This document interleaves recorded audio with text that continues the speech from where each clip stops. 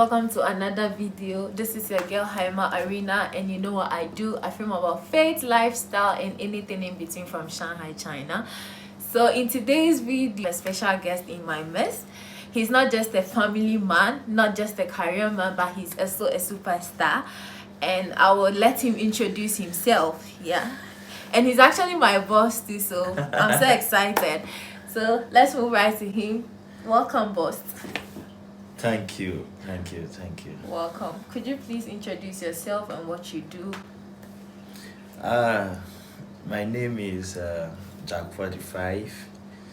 I'm a musician in China and also a football coach. Let's move right into your career. You being a football coach in China. How has it been like? How has your journey been like? And what really inspired you to be a football coach? Was it just a hobby that it just clicked and you're like, okay, I've been in China for... And before that, I would like to know how long you've been in China and what really inspired you to be a football coach. Because I know a lot of people out there, they know that, okay, in China, if you come and you're a foreigner, the only job that is available for you is teaching job so that you get a lot of money. Yeah. But you being a football coach, what really inspired you and how has the journey been like? Oh, okay, thank you. First of all, I would like to say thanks to your listeners and your fans. My full name is Joseph Atukwe Clotte. So the J is for the Joseph, the A is for the Atukwe, and the C is for the Clotte. So that's Jack. And so the Jack is my initials, you know.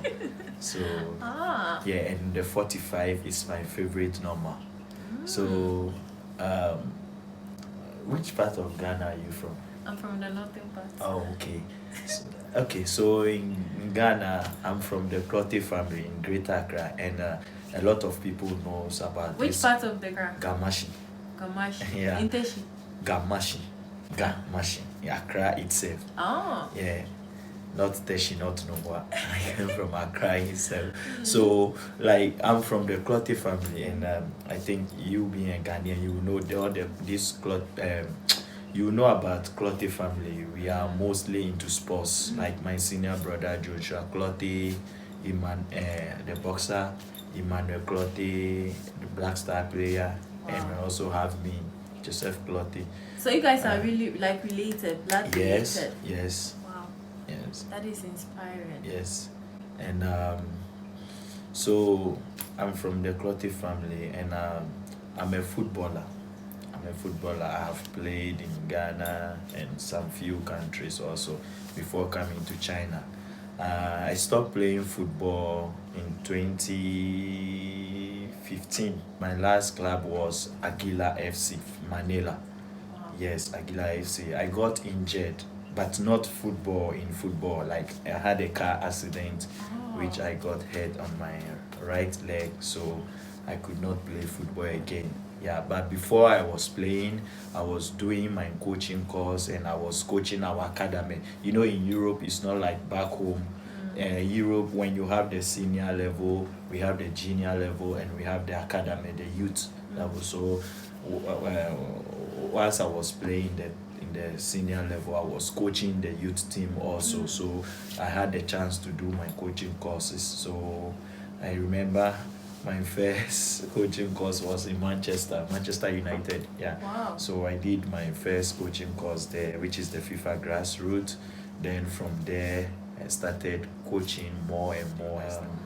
I got the accident. I stopped playing football, and I started coaching, full-time coaching. 2014, I had a contract to come and coach in China here. So I came to Xiamen, but when I came to Xiamen, it's not working. The language, everything was like not okay with me. So I remember I stayed for 1 month, and I did not even tell them I'm going. Like, wow. They were asleep one day in the morning, like 2 a.m. I just packed all my things and went to the airport. Before they wake up, I'm gone. I went back to Singapore. But then also, they were trying to fix my visa for me, which was on and off. It was not deny. It was on it. They are trying their possible best, but it's not working. And I don't want to stress, because that time I have work permit in Philippines, I have work permit in Malaysia, I have work permit in Singapore. I can choose to stay any of this country. So why would I stay here for me to be stressed like that? So I just went back. Yeah, they didn't give up. In 2015, they came again with another offer. Wow. Yeah, Wow. they came again What's because it? when I came, the job I was doing there, no, they saw the difference between the coaches they have and me. You know, I don't want to say this, but majority of the coaches here, they coach from their own experience. Like somebody have played football before, so he has idea, but he has not been in coaching school or all those stuff. So it's not like us. Yeah, so you always find the differences when the two of us are working. Yeah, so that makes them like come back to come and have me. So 2015 they brought me back. Working with Chinese people, how has it been like? Because it's like they brought you here, so you are on a contract base. So how has it been like working with Chinese? I don't know whether you are the only black person in your company. I'm the only foreigner. So all of them are Chinese. So Yeah. working in the midst of Chinese people, how has it been like for you? I first came to the company, I think I have the highest qualification in the company. Wow. So they just gave me the technical director. So all the coaches was under me. Yeah, all of them was under me, and the job I used to do was to train the coaches, the Chinese coaches, so they will go and coach in the schools. So how has the rapport been with your other colleague? For you see, there is this reality out there that some Chinese, let me not say most, I'm using some because it's not everyone. Some Chinese people are racist. So have you ever experienced that in your field of work, you being a football coach in China? You know, like me, if you know me, I'm mentally strong because I have traveled for a long time, and I have been, especially Asia here, I've been in so many places. I have been in the worst places in Asia, and things that I have been through, things that I have seen, is more than here. So like anything here is like a camouflage for me for what I have seen before. So I think because of that mentality I have, I don't see anything wrong about anything they do here. So, but they are people you've experienced, you've encountered those. Of course, in even in the metro, some Chinese will come and do like this to see whether it's going to you are going fade to be away. yes Good. clean or not. Yeah. You know, but all these things, like I said, I have seen worse than this. So when I see these things, it doesn't bother me. Like I'm okay with it. Like in my company, there are some people you see that he doesn't like you. Yeah. He They doesn't do it like- openly. Yes, Yeah. he will show you. But me being a coach, because in football we speak one language. Even if you don't understand my language, when there's football, you understand what I mean. So I try to use that tool to connect with them, even though they don't like me or they don't like me. So I end up being a brother or a friend to all of them. So in my company, I don't have issue with anyone. So you working with schools, I know you have a direct contact with parents. How has your relationship been like, being with the kids and the parents as well? Because some like we've seen videos circulating on social media about some parents telling their children not to be friendly with a black because of their skin color. They are like, okay, the way our skin is, that is how our minds are.